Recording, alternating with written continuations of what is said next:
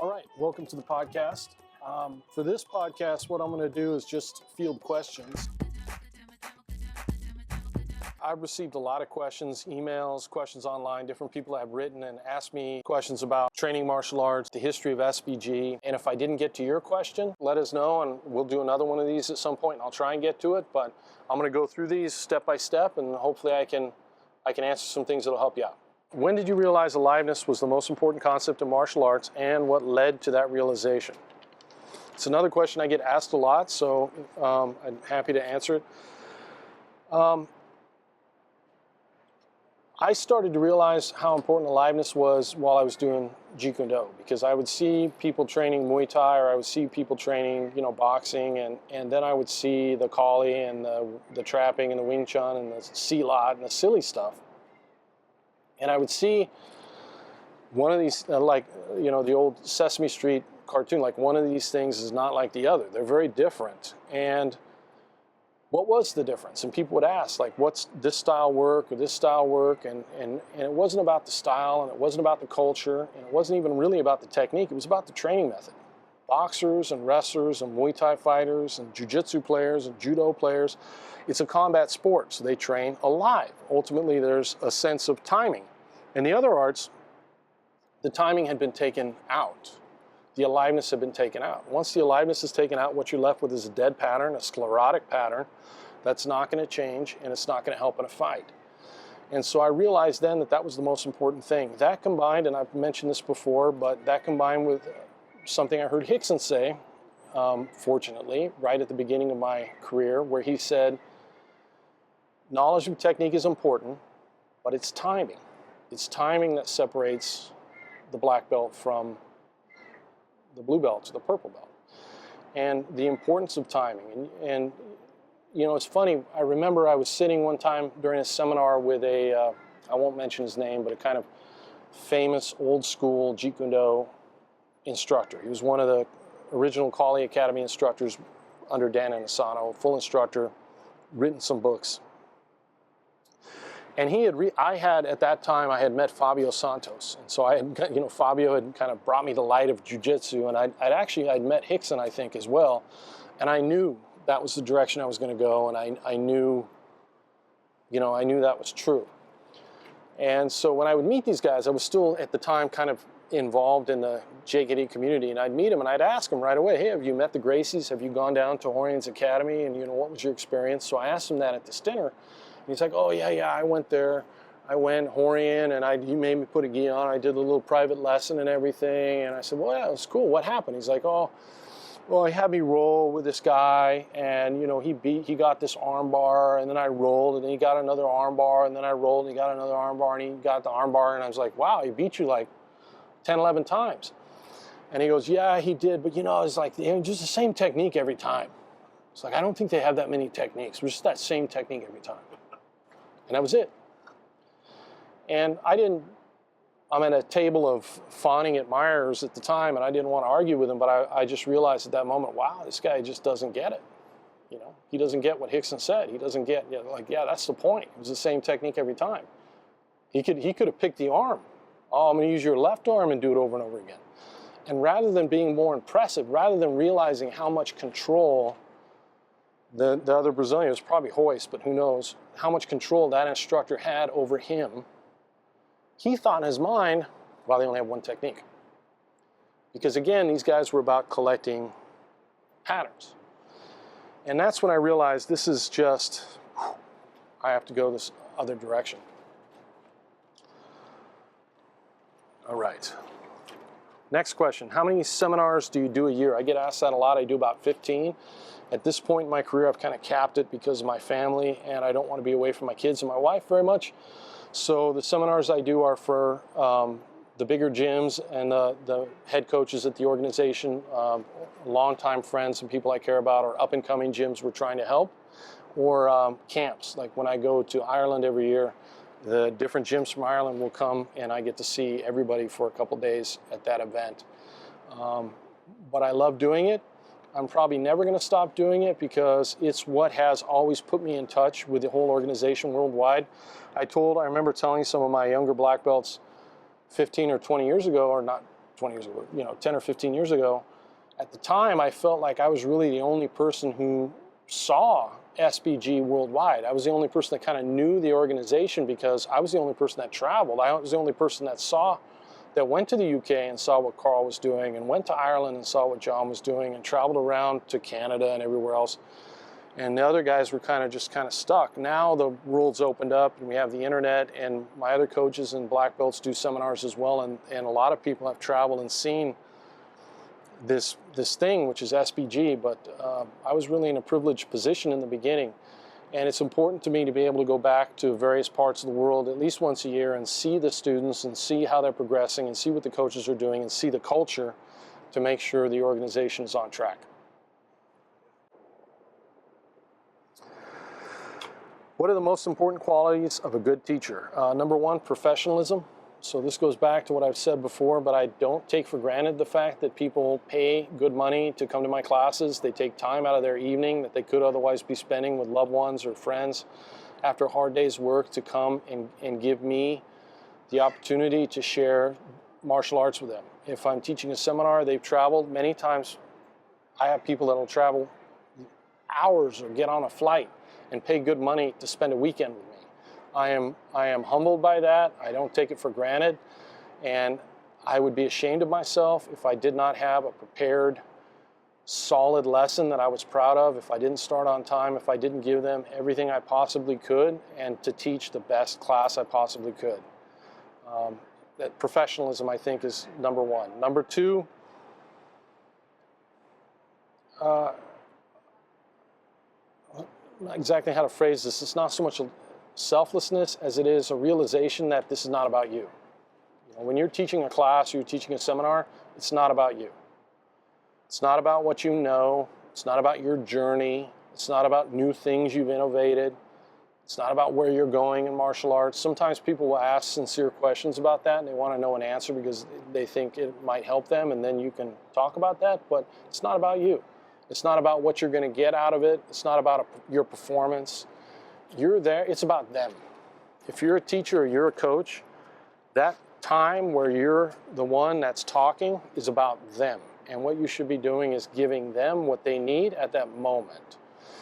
And sometimes younger coaches forget that. And it's not even an ego or selfish thing. They just get carried away with enthusiasm. They talk too much, or they try and give too much. They're too concerned with performing and not so concerned with the actual curriculum itself.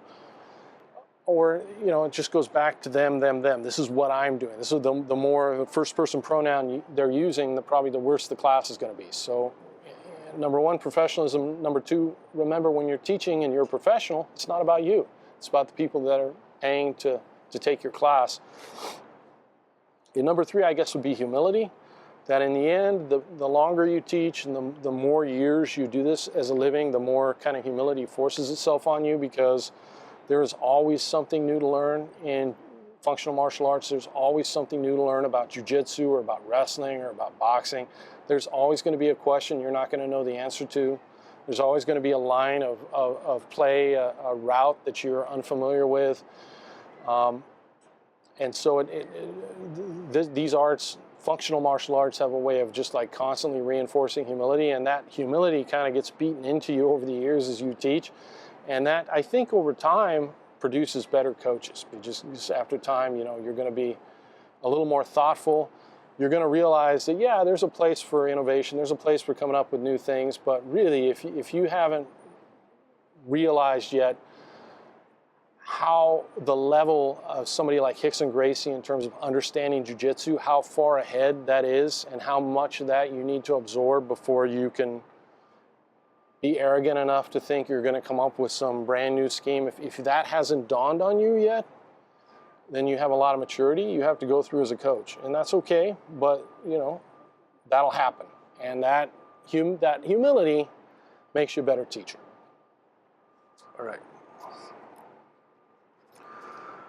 Why do you seem to downplay strength and conditioning? Doesn't it always matter? Yes, and I don't. So two things. I don't write or talk that much about strength and conditioning because this organization has phenomenal strength and conditioning coaches, and at the level that we're playing in the organization in terms of athletes, our athletes are getting professional strength and conditioning coaches at the highest levels, and those are the guys that are going to be giving the advice. So I try and keep my advice on those topics simple and principle-based. And it really is simple. Number one, whatever you're doing should be safe. You don't want to get hurt. If it's breaking your body down, it's counterproductive. Number two, it should be efficient. You know, the main thing we want to do is our combat sport. So if you're doing CrossFit and you're so exhausted that you can't train jiu-jitsu, or you can only train 1 day a week because you're exercising 4 or 5 days a week, you're doing it wrong. Your training should be there to supplement your combat sports training. So safe, efficient, and then 3 is just consistent. Instead of always trying to come up with new workouts, just make sure you actually don't skip a workout, no matter what.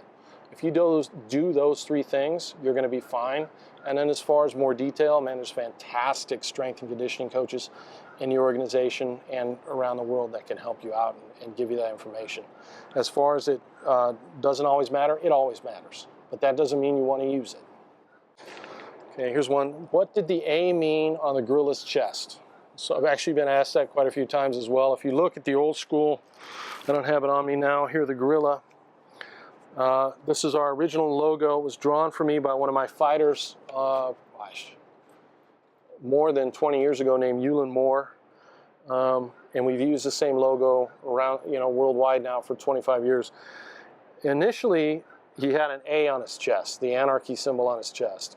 And we later got rid of it. Now, when I put the anarchy symbol on his chest, I didn't do it because I'm an anarchist. I've never been a political anarchist. People thought that was... I remember one time I did a seminar and I had a thoughtful police officer who I like a lot, but who kept asking me, are you part of that group in Seattle that was trying to interrupt, the WTO conference? I'm like, no, dude, I'm not actually an anarchist. So the confusion of that is what led us to eventually take the A off. What the A meant was the early philosophy of SBG that we built on was a kind of a counter philosophy to everything I saw in Jeet Kune Do that I did not like. All the hypocrisy, all the incongruency, all the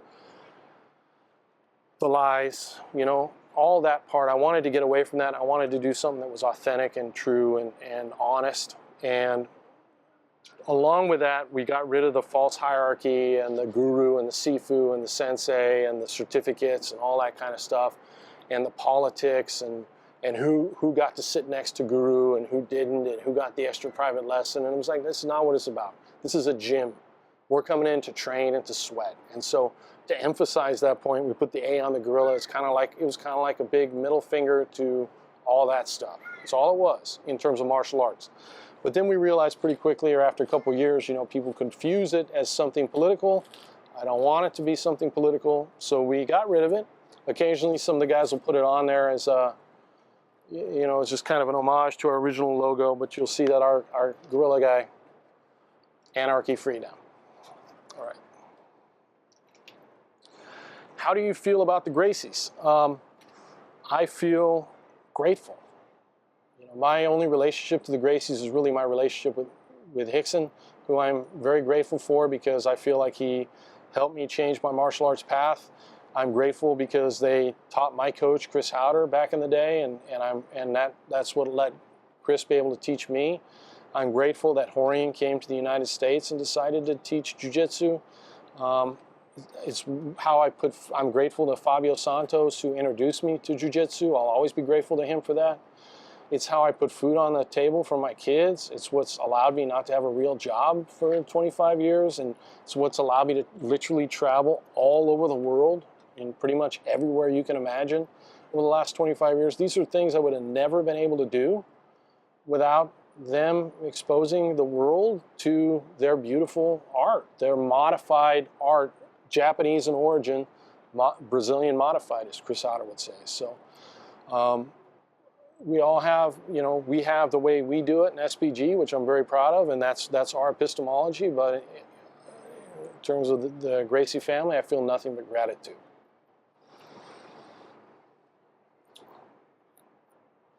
How has SBG changed over the years? Every year our training methods get better. Every year our epistemology gets better. The coaches are constantly getting together. We still have the camps multiple times a year. They exchange information. They train. Like I said earlier, the one thing I'm most proud of in SBG is the quality of coaches. It's very hard to walk into a room with John Kavanaugh, back in the day, Carl Tanswell, Adam Singer, Chris Conley, Travis, John Frankel. These are world-class coaches. These are some of the best MMA and jiu-jitsu coaches on the planet, all part of the same organization. So for a young coach to walk into a room with these guys and teach a class in front of them, I know is very intimidating, but that's a good thing because it shows the quality and level of the organization. They are constantly sharing information with each other and with me and everybody else, and we grow from that. And we've just gotten older, so there's a lot less. We were always professional, so even back in the day when I would drink and party after the seminars and was a younger man, I still made sure I was there on time. I still made sure I taught a good class. I wasn't dropping F-bombs or coming in unprepared or ad-libbing it. I was a professional that had a class to teach to try and give as much as I can to my students.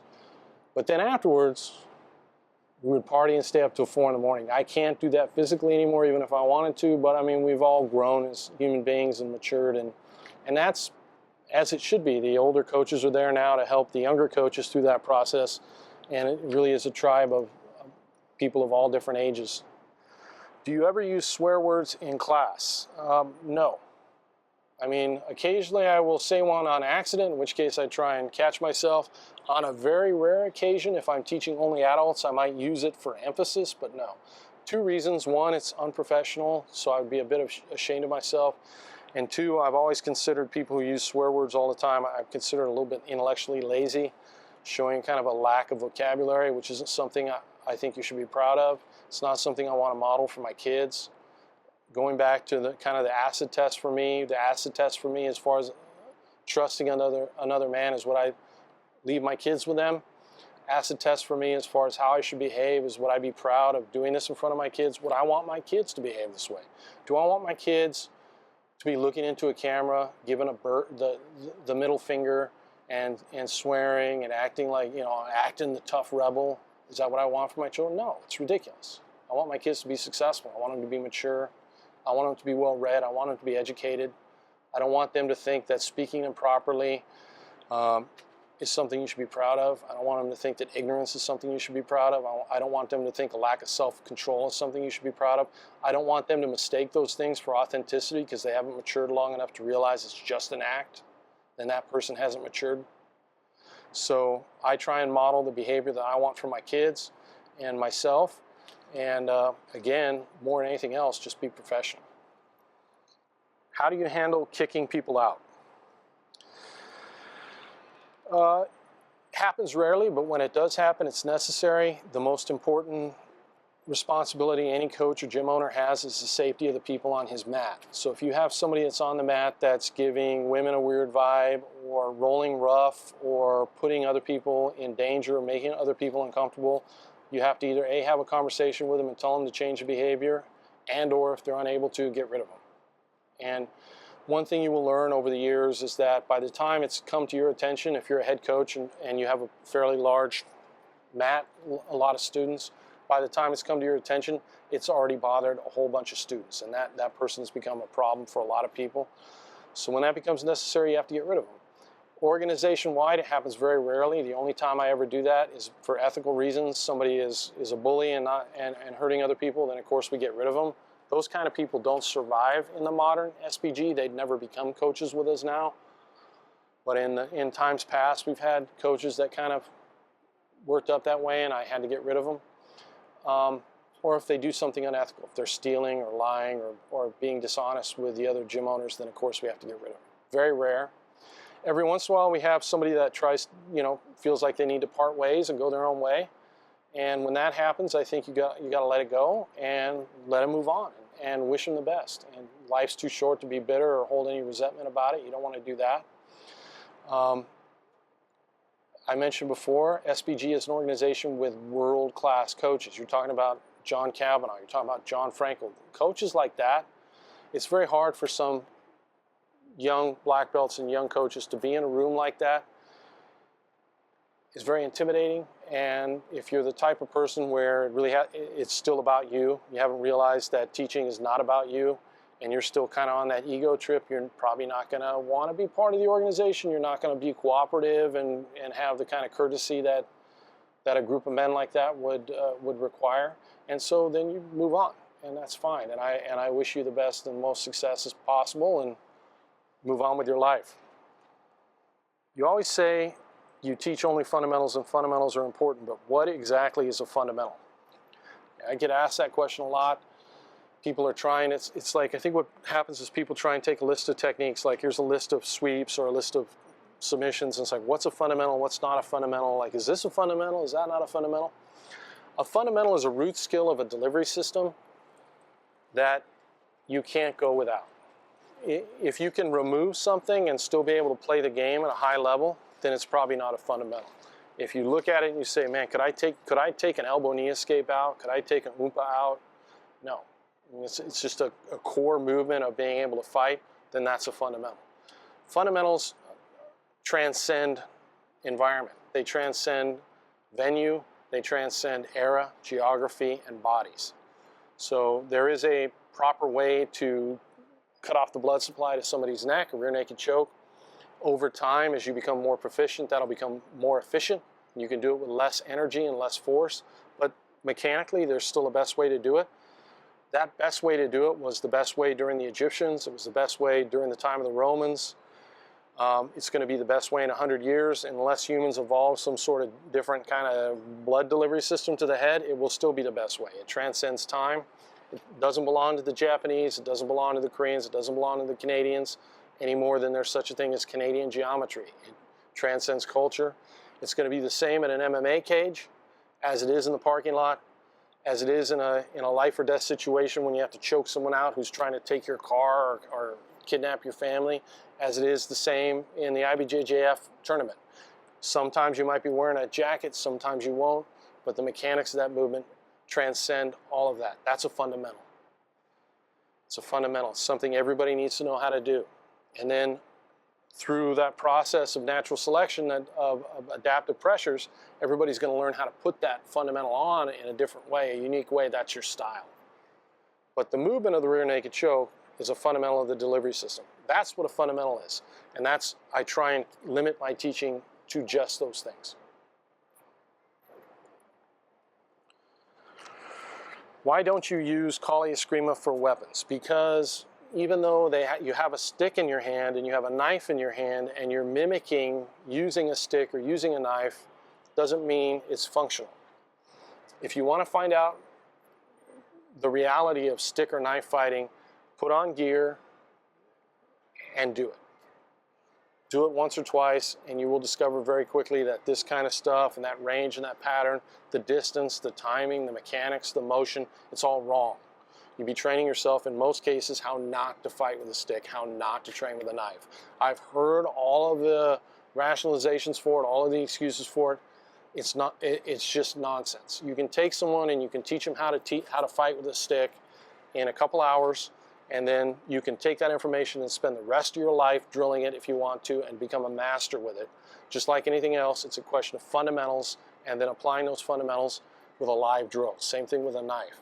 So we do have those curriculums. I am actually going to be releasing a class on functional stick fighting that we're going to put up on SBGU.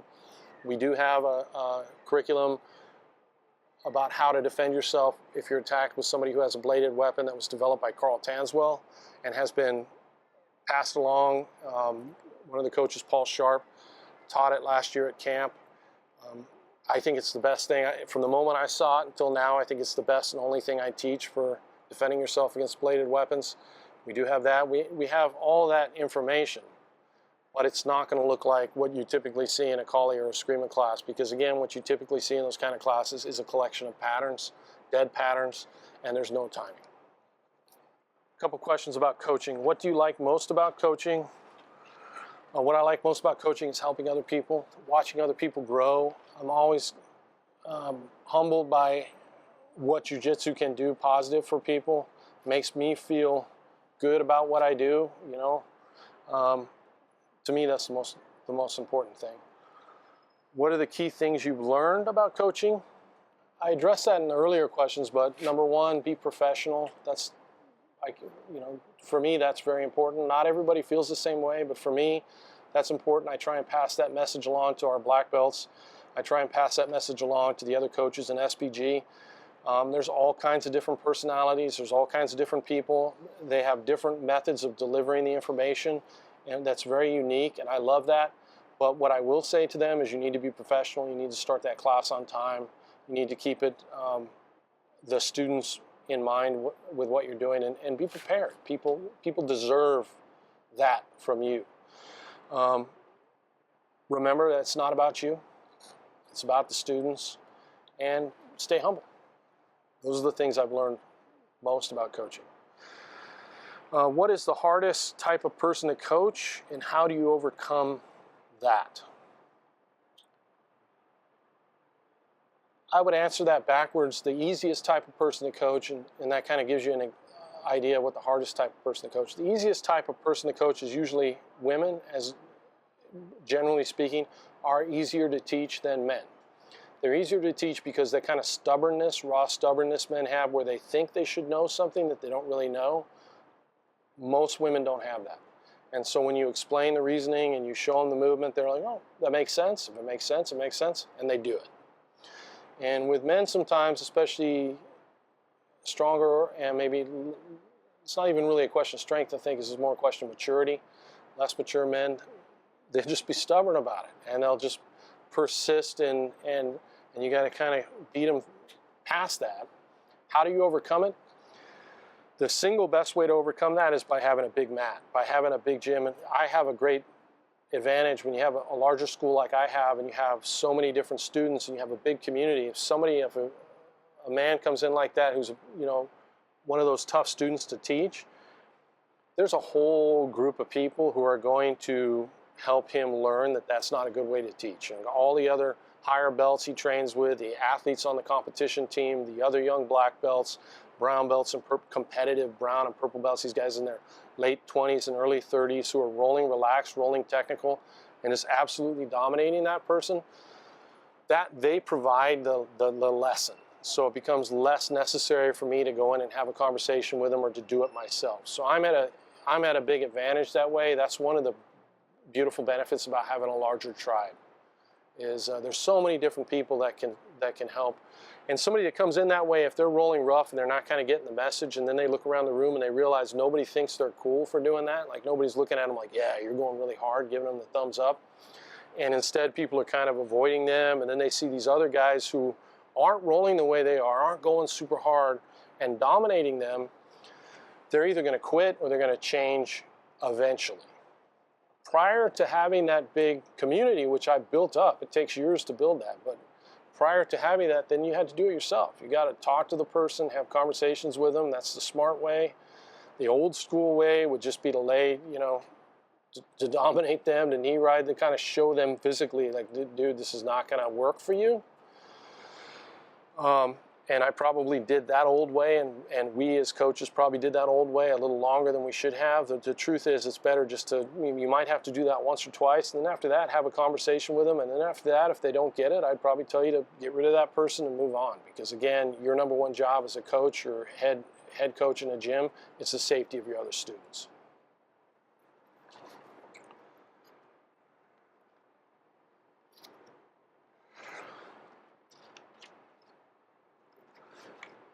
What do you feel about the watering down of Brazilian Jiu-Jitsu belts? Actually, this is a question I get asked a lot too, and then I'll answer it very simply like, I don't care. And I think sometimes that throws people for a loop where they're not sure if I'm being flippant. But I mean that sincerely. I mean, my only concern really is the standard that we have for the other athletes within the organization. And as long as that standard is high, and it is, and it's the same worldwide, and everybody is growing, it's not just the athletes who are going to compete in front of an audience that we care about being good at that belt, but every single person that gets that belt, whether they're a competitive athlete that fights in tournaments or not, has earned that belt.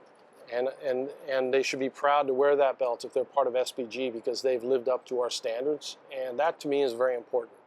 And I try very hard to make sure that standard stays there and that it's maintained by my other coaches, which it is. That's all I care about. Right? If this organization's giving away belts or that organization's giving away belts, I think I would take a moment, if you're concerned about that, and ask yourself, why are you concerned about that? It's not your organization, not your concern.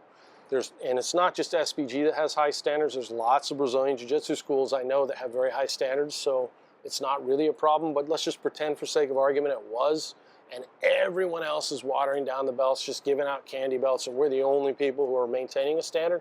Let's just pretend for a hypothetical that was true. Even then, that's okay, because now we're just going to have more market share, right? Now we're going to be even more special, so don't worry about what other people are doing. What do you feel the role of competition is in combat sports? The process of competition as an epistemology, the opponent process is critical, cannot be removed from what we do, and have what we do still be functional. So it's a core component to learning. It's a core component to functional martial arts. Doing it in front of an audience, doing it in a tournament or in a fight is not a core component. As far as jiu-jitsu tournaments, I always say kind of the same thing. If you haven't done it before, try it. You're probably not going to get hurt. Your coaches will be there, and most of the cases you're going to enjoy it. Even though it might be very intimidating, very frightening. I know a lot of people have a lot of anxiety about being, in front of a gymnasium full of their friends and family and going up against somebody from a different school. Like most things that are that way, once you get past the experience, it's going to be even more, you're going to love it even more because you overcame that. And then after you've done it once or twice and you decide, hey, this is not for me, I really don't enjoy doing that, don't do it. You can become a good black belt, you can become good at what we do without doing that. It's not an essential part of the process, but everybody should try it. With MMA, I don't feel that way. With MMA, you should only do it because of getting hit in the head. You should only do it if it's something like you really feel like you need to do. If you really feel like it's something you need to experience at least once or something you really want to do, then I think you want to make sure you're on a professional MMA team where the coaches have your health, safety, and well-being as their primary concern, and go for it and try it. But I have a basic rule at my gym, and that I've had for 25 years, and I know a lot of my other coaches and my black belts have kept the same rule, which is when it comes to mixed martial arts, I don't allow any of my coaches and staff to ever ask a student if they want to take a fight, or ever ask a student if they want to come onto a competition team. Because the moment you create an environment in your gym where you have some young athletic guy that comes in and you think, oh, he'd be a good fighter, you say, hey, you ever think about fighting MMA? When that comes from you, then you create this environment where everybody's going to do that. And now one of those people comes to your gym, maybe they just wanted a break from their job. Maybe they just wanted to learn self-defense, but now you have all these different people putting pressure on them to fight, and then they feel like they have to fight, and they take a fight, but it's not really something they want to do. If you've ever experienced being in the corner for somebody like that, it's not pleasant. It doesn't feel good. When you're in the corner with somebody who really wants to fight MMA, and it's the righteous thing for them to do at the moment, it's an honor. But when you're in the corner for somebody who's been pressured into it, it's a bummer. You don't want to do that. And as a coach, if you have a lot of amateur fighters, you'll know the schools that pressure their students to do that, because they're the ones that always have them drop out. Like your athlete's getting ready for a fight, and then the day of weigh-ins, the guy doesn't show up, or he shows up 15 pounds over his weight, or they just drop out consistently. They're dropping out because that wasn't something they really wanted to do in the first place. They got pressured into it. It's very rare. In fact, I can't ever think of a circumstance where any of my athletes ever have dropped out of a fight, even an amateur fight, for anything other than a legitimate injury. And that happens because we don't pressure them into it. So to reiterate, competition is an essential part of what we do. You do it every day when you're in the gym training.